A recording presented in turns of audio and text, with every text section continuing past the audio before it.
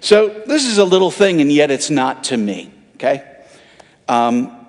This booking came up a little bit last minute, not like, last night or something crazy, but a little bit short. And I took a quick look, and I noted that there was pink everywhere all over this platform. That's what was in my head, So I was trying to find my pink shirt, and I had given it away. So I actually went shopping this week, trying to get a nice pinkish hued shirt and tie, just out of respect for what you're trying to do here. And I went to every possible store in Cookeville, Tennessee. The shopping for quality men's goods is a little limited there, honestly.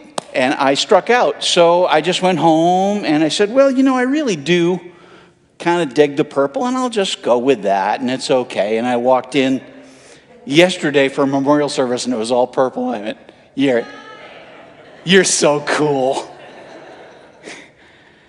Little things like that, and like when the clock turns 3:33 or 5:55, people are like, yeah, so? It happens a couple times a day. Yeah, I just know what I know.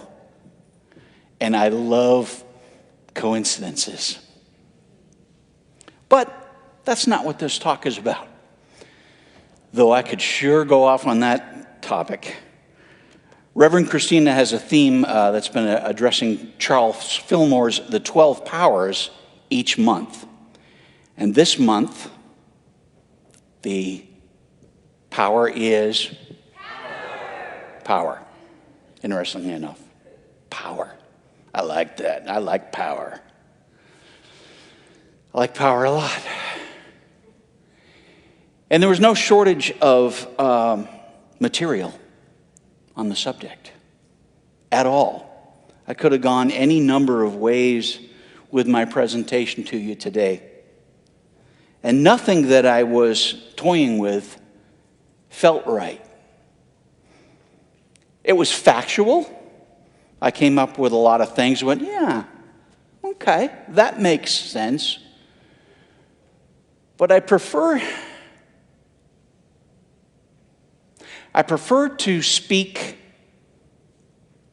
with passion and authenticity more than I do with facts or as a teacher or some such thing. And I have not ever struck out by listening to my heart. Now, I'm going to suggest that the same is true for you. Nothing will not work out if you follow your true, authentic self, your heart, and listen.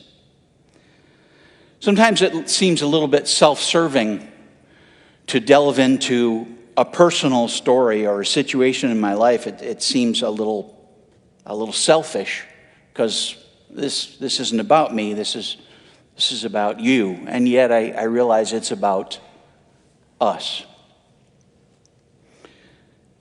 So I'll not only share the Reader's Digest version. I would call this version probably more of a pamphlet on the story of my granddaughter, Hope.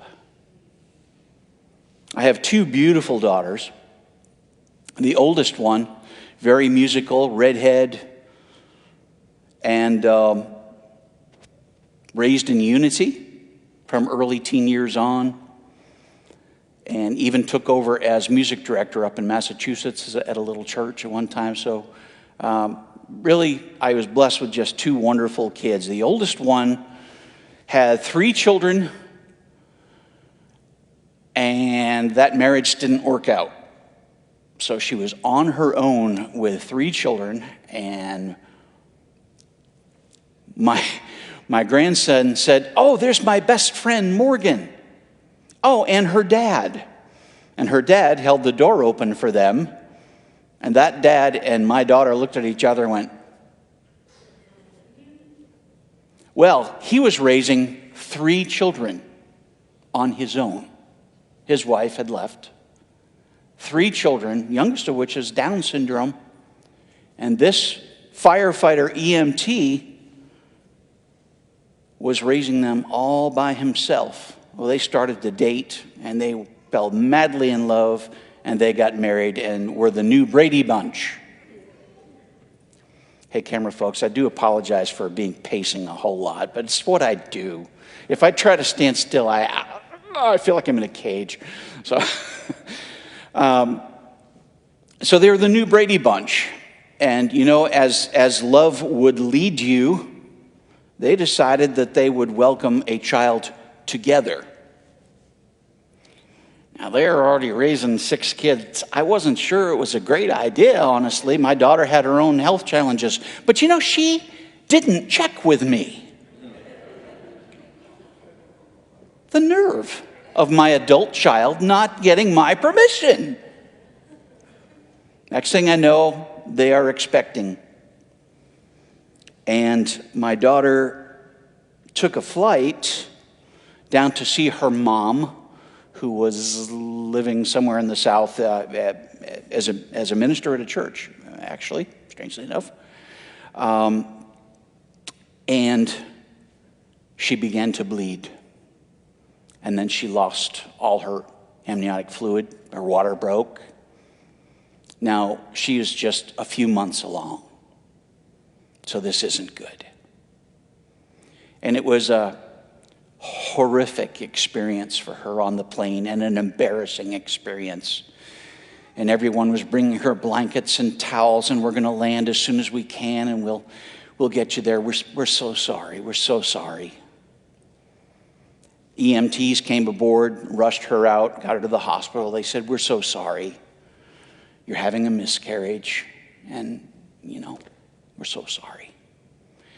She called us. We were in Nashville at the time. We jumped in the car and started driving at a very high rate of speed, trying to get down there to be with her. Her husband was frantically trying to book a flight out of Boston to come down and be with her. And the doctor was explaining to her that we're preparing to complete delivery, which means take the baby. And all of a sudden, the doctor got a puzzled look on his face, and he said, stop, everything, quiet. And he's listening intently, and he looked at my daughter, and he said, "I hear a heartbeat. It's up to you." But where there's a heartbeat, there's hope. My daughter decided to just hang in there and see what would happen. Now, she's just a matter of weeks along. She's lost all her amniotic fluid. It's not looking good. They got her back to Boston, and almost immediately she was put in Brigham and Women's Hospital and on bed rest. And they really constantly prepared her for the worst. But she kept saying, "I believe this is meant to be. I believe this is going to happen. I'm not listening to anything else." As a dad, I was trying to prepare her a little bit for tough conversations, really tough conversations. There's a reason for me sharing this with you, just so you know, in case you're, where's this got to do with power? Well, the child was born very prematurely. She was very little, and she was very sick. But before she was, so you understand how pressing this is and was, they said, "Here's what we believe is going to happen. If your child is born alive, she will probably be with us for a matter of minutes. Would you like to have clergy on hand? Would you like a particular outfit put on her quickly after she's born?" They were preparing these kids for the absolute worst. And my son-in-law was devastated. My daughter, of course, deep down was as well, but she said, "She's going to be fine." I don't know if she knew it was a she. It's a good thing it was, since her name is Hope. And she was born. She's at Boston Children's Hospital with probably the best NICU in the world. And a childhood friend of mine reached out to me. She works there. My childhood friend, we reconnected on Facebook like so many of us do. And she said, "What is happening with your grandbaby?" And I read the list. And she gasped. And she said, "I'm so sorry."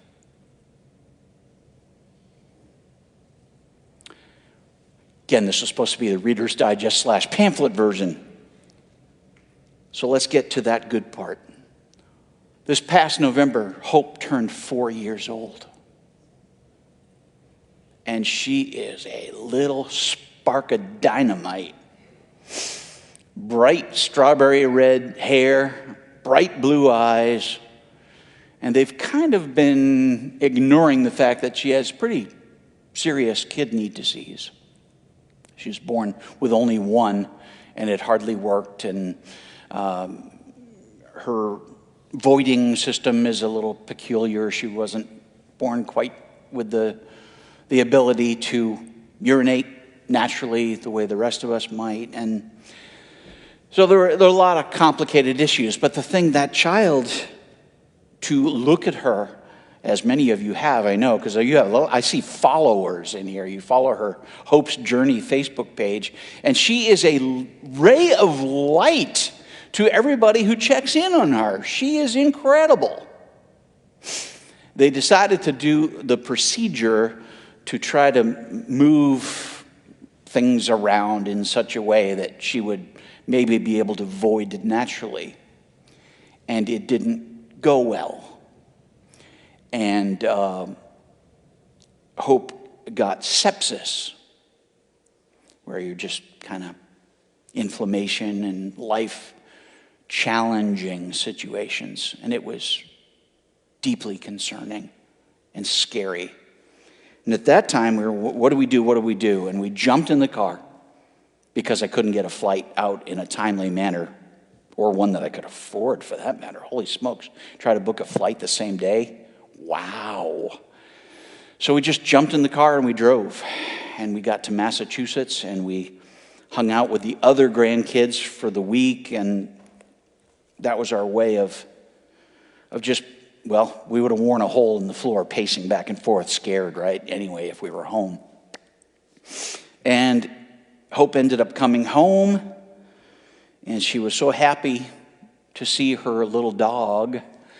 Now, just weeks after Hope was born, my daughter was somewhere where she was chatting with a friend about a dog who was going to be put down that day at the pound. The dog had some health issues and was kind of small and a preemie and whatever. And my daughter went and met the dog and said, "Well, this dog's not being put down today. We are adopting him." Now, I didn't think that was a great idea to adopt a dog with all you have going on. But my daughter didn't check with me. Still didn't check with me. So they welcomed Archie into the family, and he is a cute little guy. And just this past week, Hope had a bit of a relapse and ended up back in the hospital and had a procedure just to try to keep her stable, and it's been scary. So, all this to say,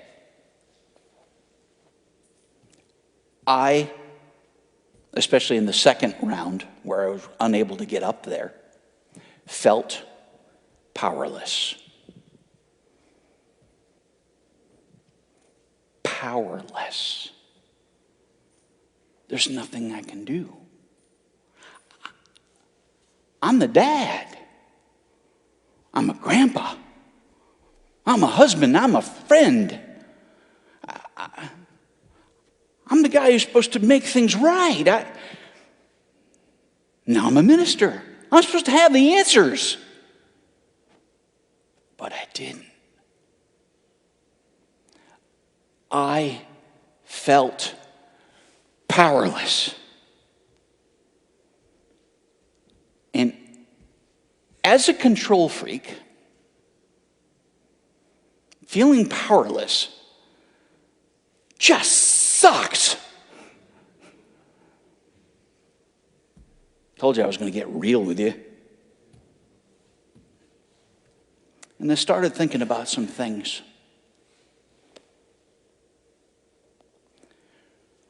While we were in Massachusetts, Laurie and I observed the village that my daughter Shannon has put together. Neighbors, friends, people from school, strangers even, that have rallied around this little girl and her family. And it was the most humbling and inspiring thing I've ever seen. People were stopping by that house continually.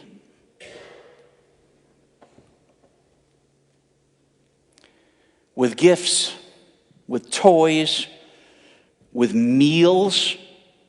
Now they have kids that have special dietary needs. Like three out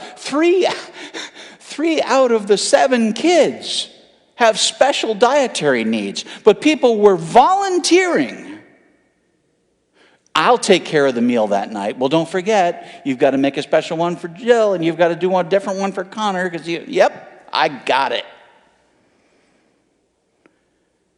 And these people are coming out of the woodwork doing stuff. Now, my son-in-law had forgotten some toiletries, and he needed some fresh clothes because they expected to only be in the hospital a day initially.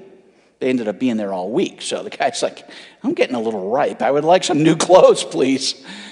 And, a matter of minutes, I think my daughter Shannon texted a friend who sort of coordinates a lot of this stuff.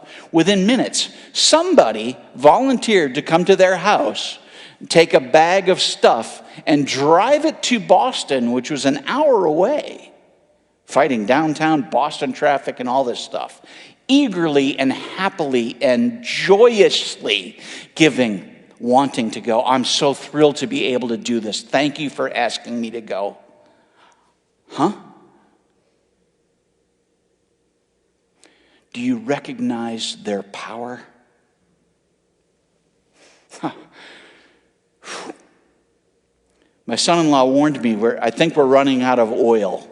I'll be surprised if the oil burner kicks on. I haven't had a chance to buy any, which meant he probably couldn't swing it. So you should make sure you keep the little wood stove going. Now, I was doing my best, but I was down to the last of the kindling that would fit in there. And I went out in the driveway, and there was a huge pile of really big logs that wouldn't fit in there. So I opened up my son-in-law's shed, and I'm looking for an axe or a saw or something I can get out there and get this stuff done. So I texted my son-in-law, and I said, hey, any chance you have an axe here somewhere? And he just wrote back, don't worry about it, it's all set. And about 20 minutes later, 2 firefighters showed up and cut all the wood and stacked it in the driveway. When Hope was first getting ready to be born, my son-in-law was at that hospital a whole lot. And of course, after she was born as well, he wanted to spend as much time with her as he could. And losing that much work on a 1-income family of 9 people was pretty challenging. So his brother firefighters took turns working his shift in his name so that he would be paid. You think they had power? Golly.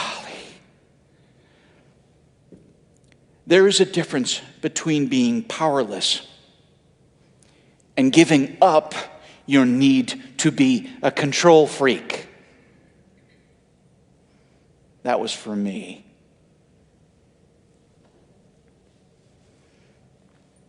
I am not powerless. Ever. You are not powerless. Ever. We are not powerless ever. And maybe you'll say, oh, but I don't think I would have been able to make those meals for the kids, and I don't think I could have come over and chopped wood, and I couldn't have worked Dave's shift for him. Yeah, you've got the power. So many of you have exemplified it with your prayers, with your comments, with your support and your kindness and your caring and your optimism. You're choosing to see it differently.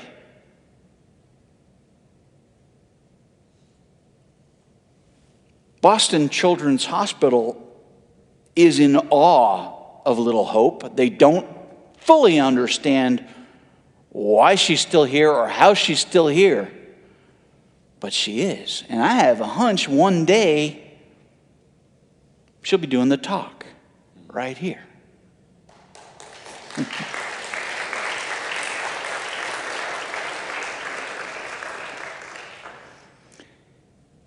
It's okay to let go of power. See, I'm celebrating 6.5 years of living a sober life. And so I'm well, thank you. I just chose to be done with the myriad of things that prevented me from being fully present here and now. So I am always here with me and subsequently here with you. And I like me a whole lot better now. But I'm familiar with the 12-step program, is the point of bringing that to your attention. And what's the first one? I am powerless, right? Oh, did that one irk me? Telling me I'm powerless? BS. No, I am not powerless. As a divine science student, as a religious science student, that offended me. But this ordeal helped me to figure it out. You're maybe powerless over a particular circumstance or feel like, oh, I can't fix this. That does not mean that you are powerless. It just means you need to be humbled enough to say, I could use a little help here.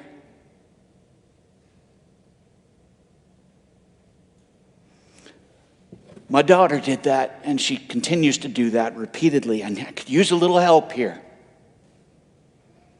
And to witness people messaging her from Sri Lanka saying, please let us help with the medical bills for your dog, who is crossing Rainbow Bridge tonight, by the way.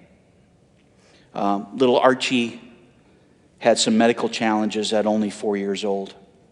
And we've been holding him in prayer for a couple weeks, and the community gathered up over $8,000. That's all gifts from people, some from total strangers, to try to save him. But finally the vet said, this is just going to be perpetual.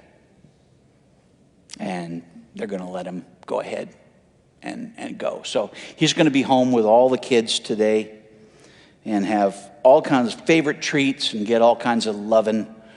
And then somebody from the vet hospital will stop by tonight and help him go. They felt powerless to help the dog. But you can step back and look at it and realize all the power that was displayed during that ordeal. All the power in the kindness, the power in the deeds. I look at you and I am in awe of your power. This is life. there are moments that you will feel powerless. You will have the illusion of being powerless. I want you to remember, I want you to take this day in, and I want you to know for the rest of your earthly time here that you're not powerless. In fact, who was it? Marianne Williamson. I'm hoping I wrote that down.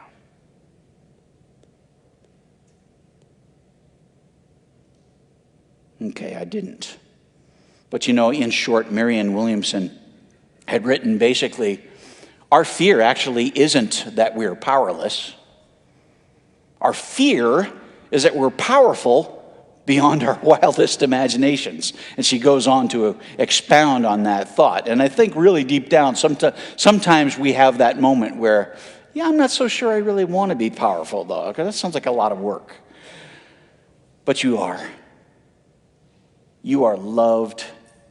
You are an extension, an expression of the divine. Even when you don't feel like it, it's no less true. So celebrate your power, and every single day, just say, thank you, God. Thanks.